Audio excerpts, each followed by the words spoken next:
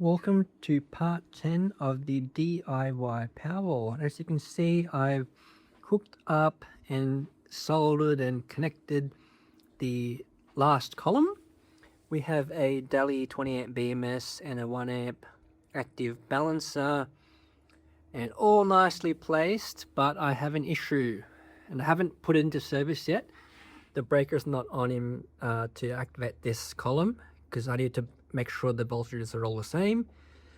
One of these has cracked the plastic, the ABS plastic I think it is, and it's not going to make a very good contact. Could potentially cause issues in the future. Tried to super glue it, didn't work. Tried to tape it, didn't work. Luckily I have spares, so I'm going to have to take this whole thing out and replace it, which is really annoying because I've just built it all, as you know.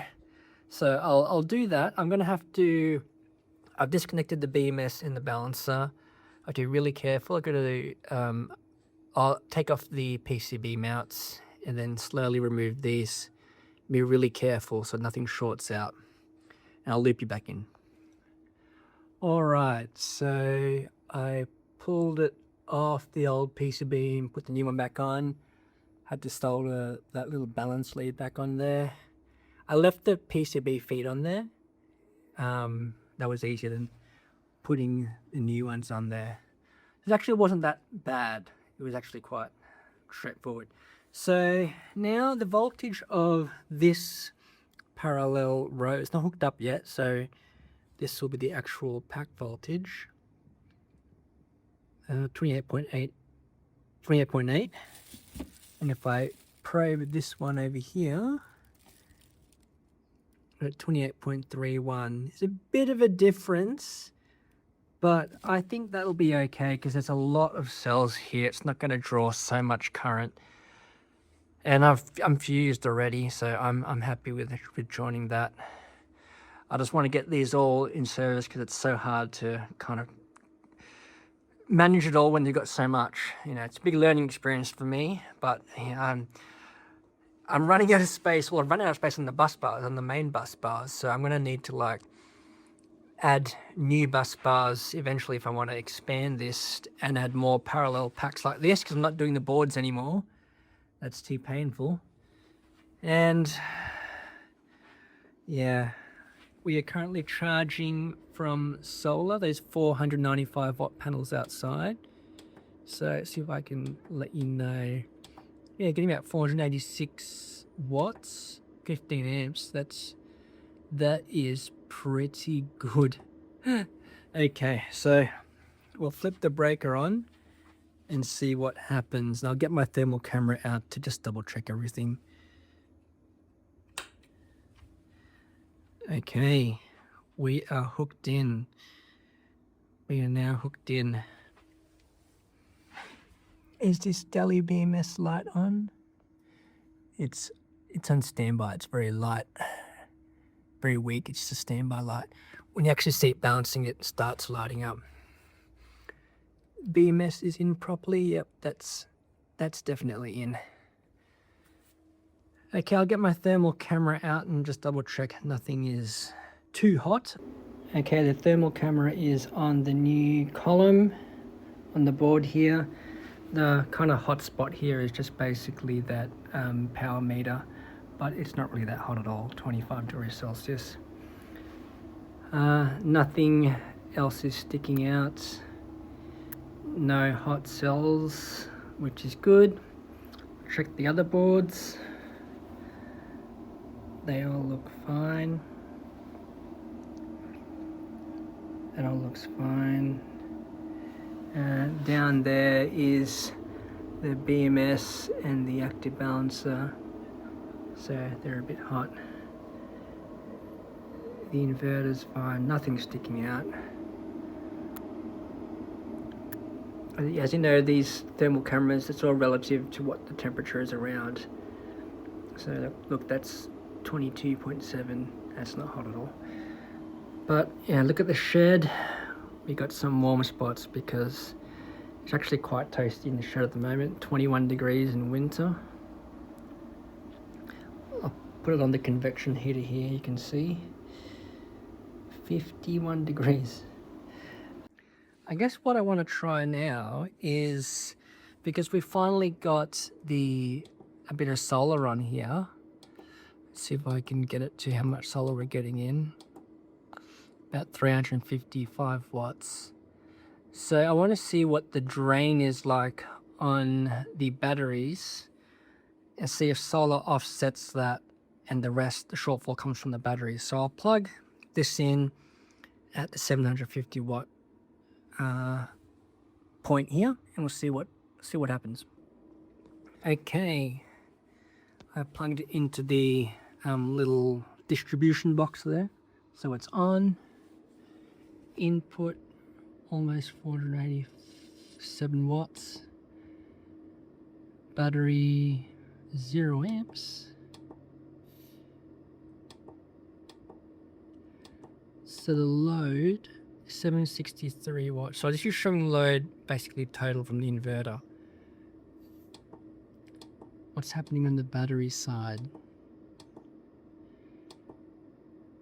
Input 6.7 amps, almost 500 watts. Battery, nothing's going in the battery. 0 amps. It's not charging the battery, so that's right. The solar is basically powering the heater at the moment, and the shortfall is coming from the battery. As we can see, the battery voltage has dropped, so you're at 350 watts going there. And I think we can confirm that by looking here. We got 134 there. We got, where is it, 3 amps there, and we have 4 amps there. So say 5 amps, 3 amps is 8, and say 5, so 13 amps. What's 13 times 28? 13 times 28 is 364, so that is about right, because our 487, 364 from the battery, 486 from the solar. Yeah, it's about the load over here, which is 776 watts. So yeah, that works. So that's pretty cool. That is pretty cool.